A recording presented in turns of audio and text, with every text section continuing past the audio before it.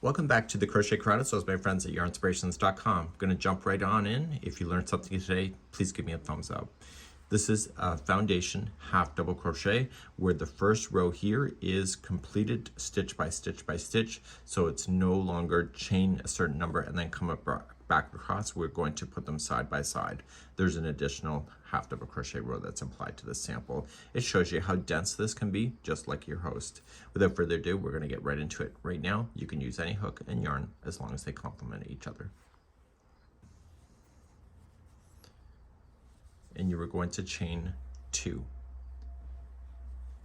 1 and 2, very similar to the single crochet version. So instead of just going into the first one, you're going to yarn over, and when you go into the first one, you got to make sure 2 strands are on top of the hook, 1 on the bottom. So going in, making sure the 2 strands are on top, 1 is on the bottom. You yarn over and pull through, just give it a bit of slack, just kind of wiggle it a little bit. Yarn over, pull through just 1, and then yarn over, pull through 3.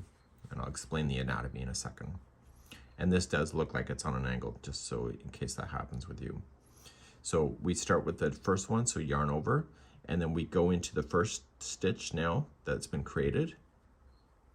So you see the 2 strands are on top of the hook, and you yarn over, pull through, just give it a wiggle.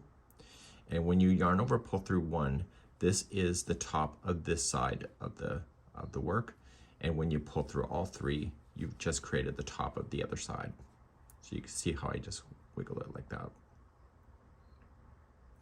So to do another one, yarn over and going into that stitch, pull through, wiggle it, pull through just the 1, which has now created the top of this side, and then yarn over, pull through 3, which creates the opposite side, but of the same stitch.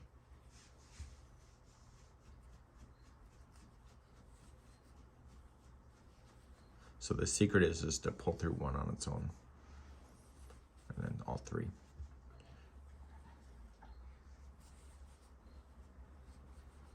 Okay, so when you're ready then for the first row, see where you are at the top here, you're going to turn your work.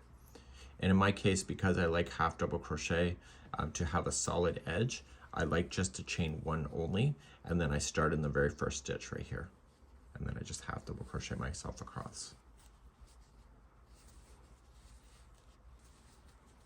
And then I'm good to go. So I'm pulling everything into a camera view here today.